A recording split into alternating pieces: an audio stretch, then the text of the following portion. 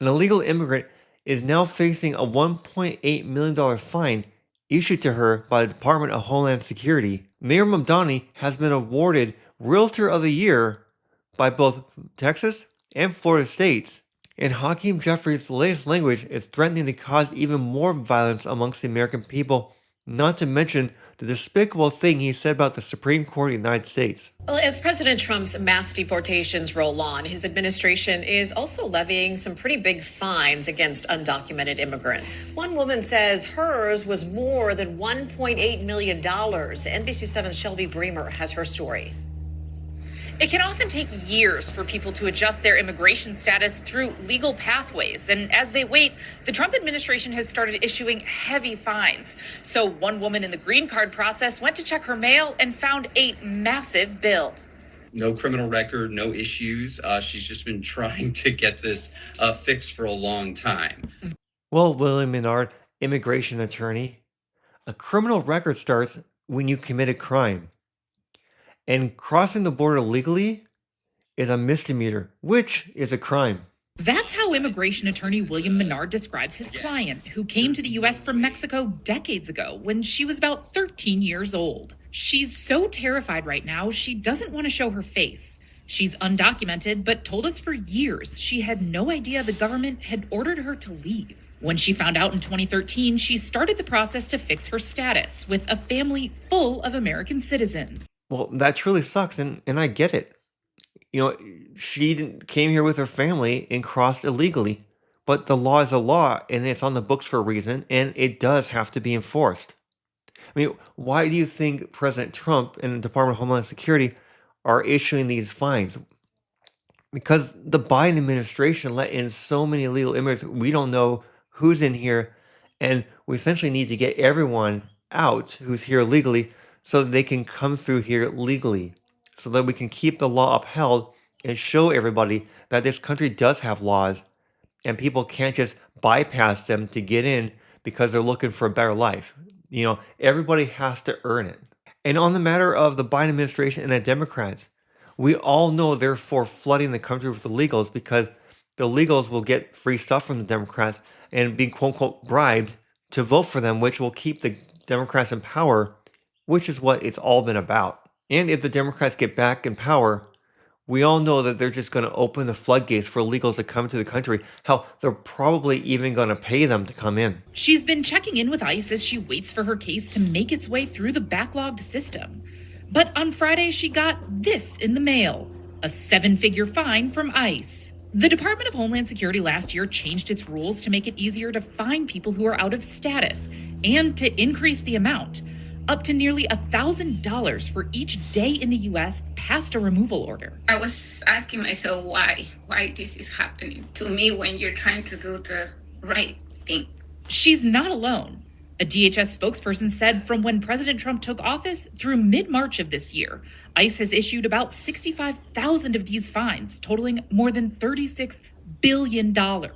Our message is clear, the agency said in a statement. Illegal aliens in the country illegally should leave now or face consequences. They know that these people can't pay close to $2 million in fines. It's not going to happen. 2 women who received similar fines filed a class action lawsuit last year, arguing it would drive them into ruinous debt. Menard's client cleans houses for a living. Is there any way that you could pay that? No, not at all.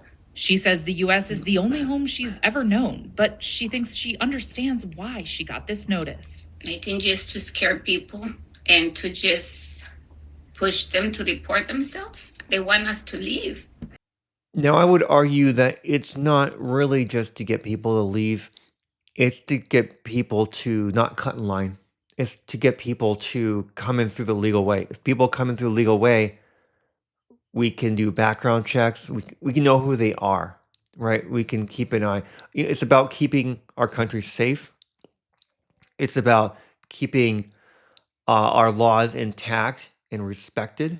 And it's about keeping our infrastructure of support, like assistance with medical bills, food, that kind of thing. It's about keeping that healthy and vibrant for our citizens, and also, I would say, for people here with legal status. Now, what this report is trying to paint here is that if you are here in the country and you're going through some pending status, that you are subject to be deported. We have left-leaning news stations saying that the Trump administration is deporting legal U.S. citizens, which are just coming to houses at random and places of work and so on and so forth, and pulling people out and just deporting them and quote unquote disappearing them. Now, this report has said a lot about the status, right? That these people are here illegally and they're trying to gain legal status. Now, the United States Customs and Immigration Services says this that's highlighted here, and I'll sum it up for you. It's essentially, if you're in the country illegally, that's your current status. Now, you can be in the process of getting legal status, but at any time, you can be deported because your current status is illegal. It doesn't matter if it's pending, right? If you're going through a process, they're not going to be like, well, let's see what the process's decision is. It can, you can just be deported, right?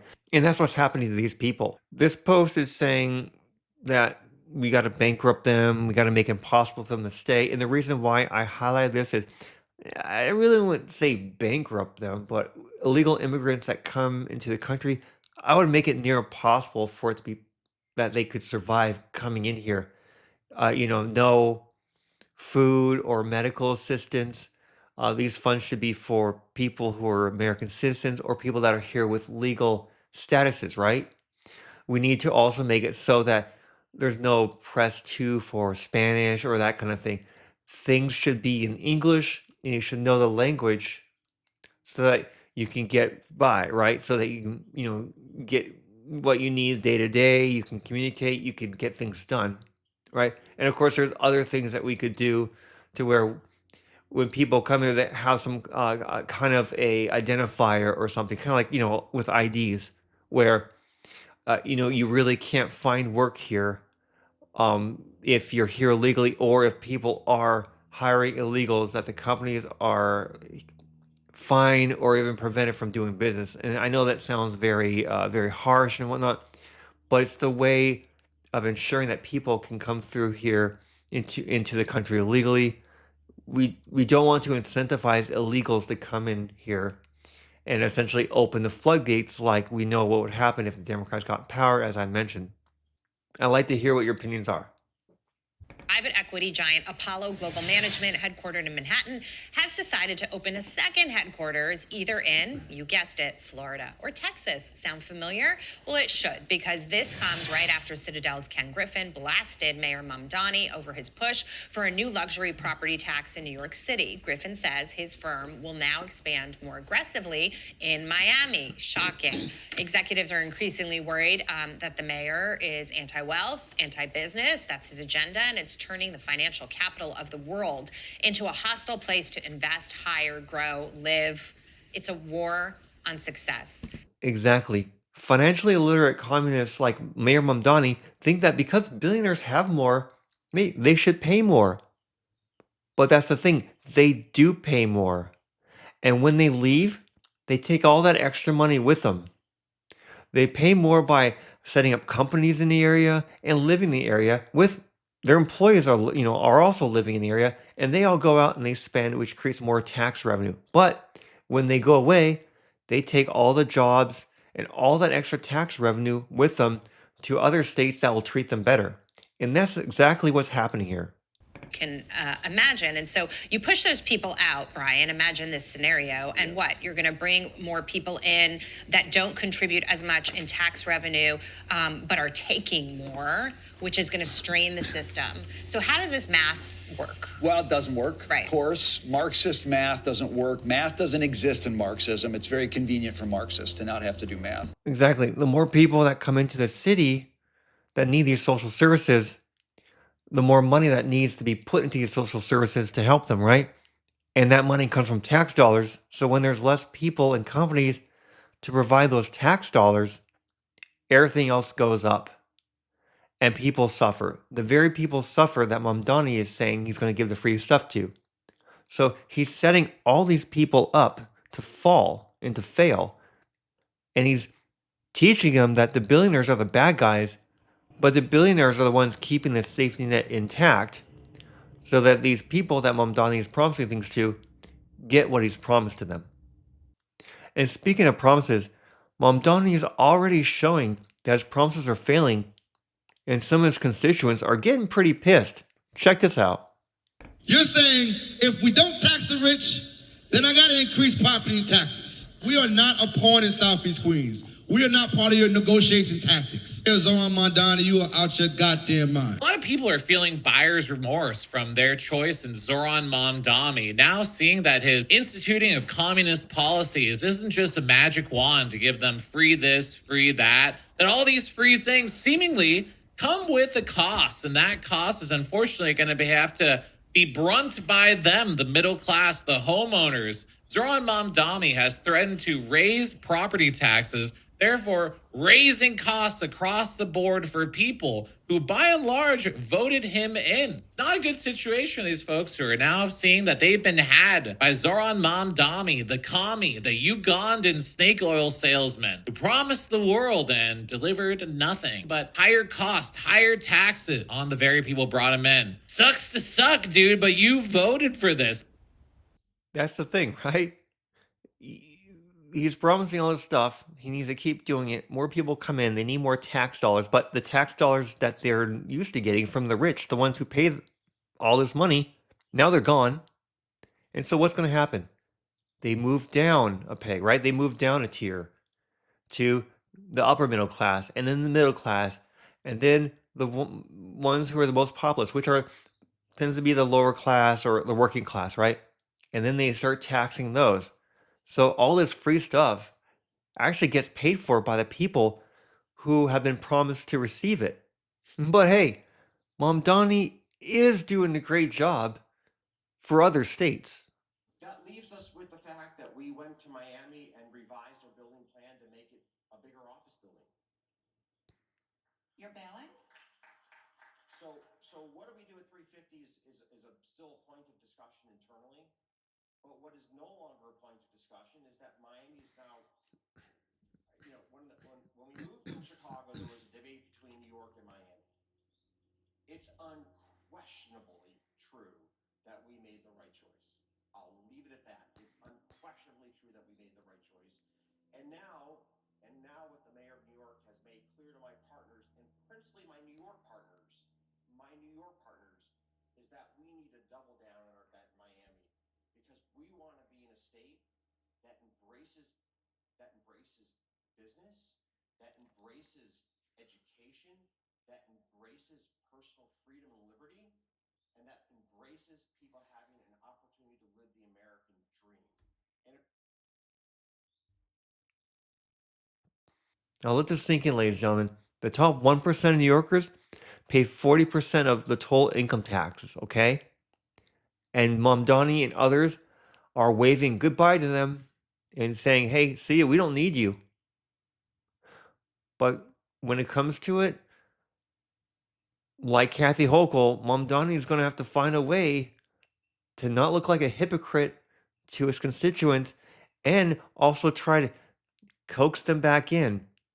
Otherwise, his constituents are going to be paying a whole lot for a whole lot of nothing. But let me know what you guys think in the comments below. Can they get the millionaires back? Can Mamdani actually find a way to fund all of his crazy promises to his constituents, to his voters? Or are they going to kick him out? We are in an era of maximum warfare. Everywhere, all the time. And we're going to keep the pressure on Republicans in every single state in the union to ensure at the end of the day that there is a fair national map, because we believe that it's the people who should decide who's in the majority in the next Congress, not Donald Trump and MAGA extremists. Thank you all. So the Democrats are in favor of a fair national map. Good. Then they should be supporting SCOTUS's decision to end racial gerrymandering, right? And the people do decide. The drawing of these maps, hopefully in a fair way, will still give the people their voice. It'll still make their vote count. As I've said in other videos, a vote is still a vote.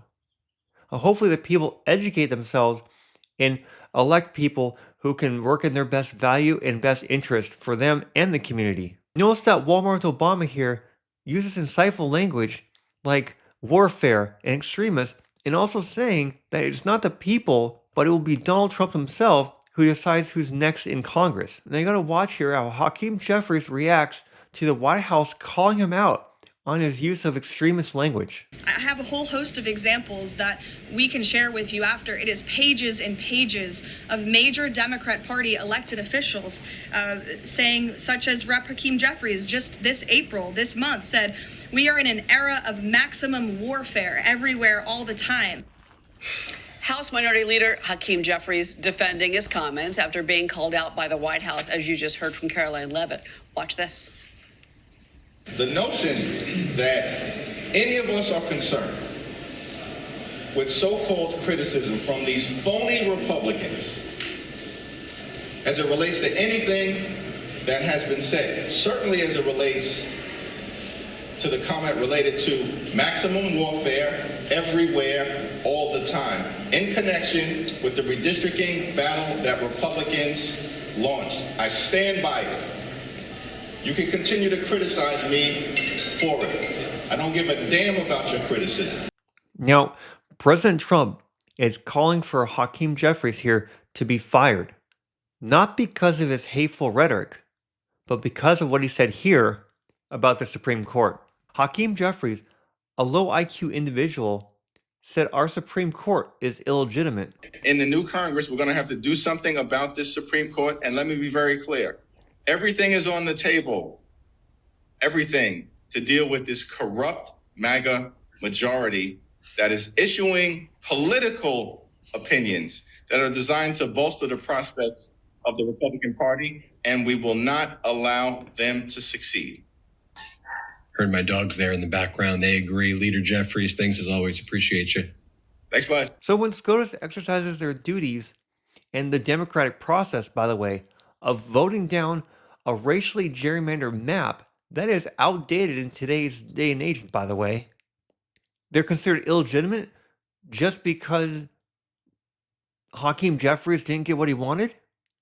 I guess that if I don't get what I want on something, I was cheated out of it. Okay?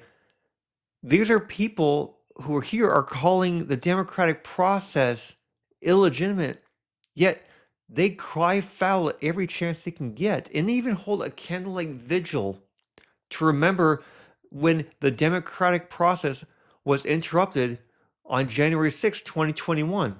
The double standard Dems really have no shame when it comes to this kind of thing, and this is why they are not taken seriously by only maybe a minority amount of people that are just as crazy as they are.